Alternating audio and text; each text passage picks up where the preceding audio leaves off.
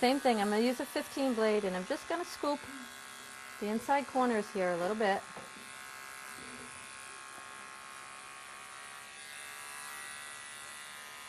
Once again, you have to be very careful if you do this, especially when you're working on Shih Tzus and Lhasas, because a lot of times they have all that gunk they get in around the eyes, and if you go in there, a lot of times the clipper will grab that stuff and you take a chance of nicking them. So just, if you don't feel comfortable doing it with the clipper, try doing it with your thinning shears.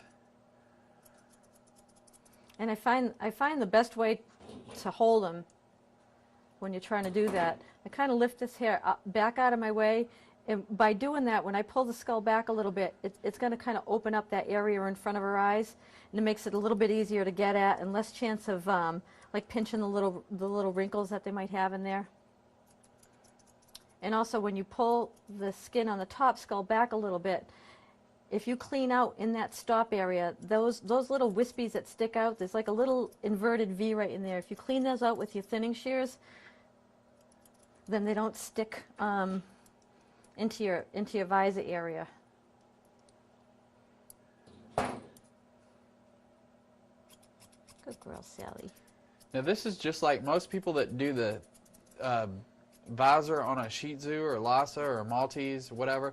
They'll use a pair of curved shears, and what happens is you use a pair of shears and you cut from one side to the next. It pushes the hair towards the middle of the dog's head, and you wind up making a little. You'll have a separation in the dog's coat.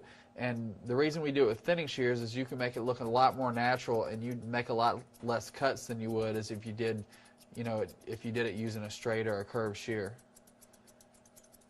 And we want these dogs to look as natural as possible. We don't want them to look like they've just been groomed.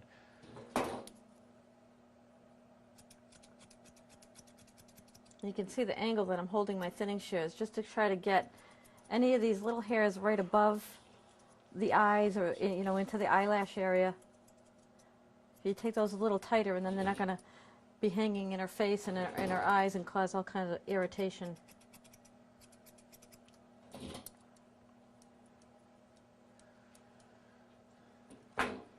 What are you looking for, Sally? Oh, that was nice.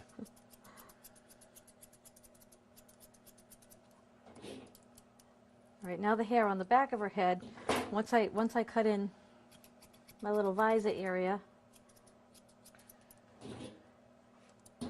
what I do is I have her chin in my hand, and I'm going to pull this hair forward, and this stuff on the back of the head, I'm using my thinning shears, and I'm just going to blend that into the neck.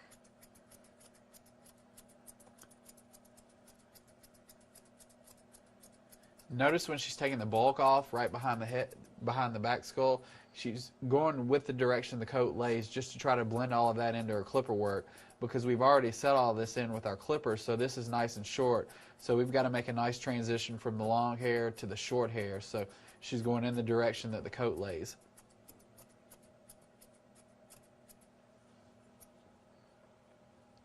Same thing on this side. Pull that forward and just get rid of all that junk on the back of the ear.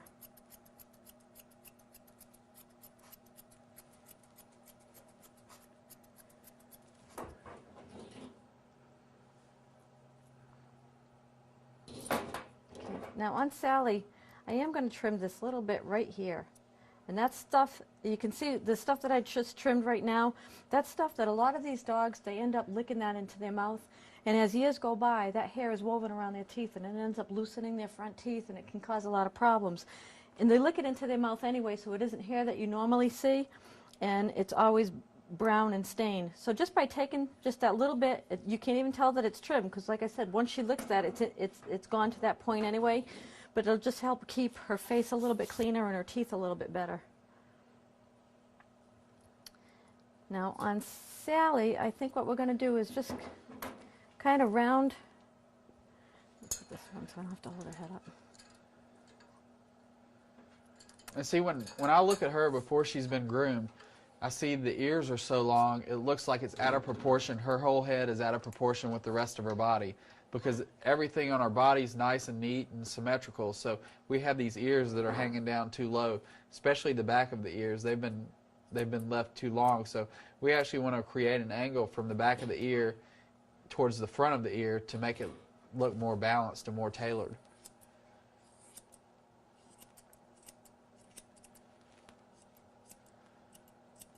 because her ear here is actually very thick. I'm choosing to just do this with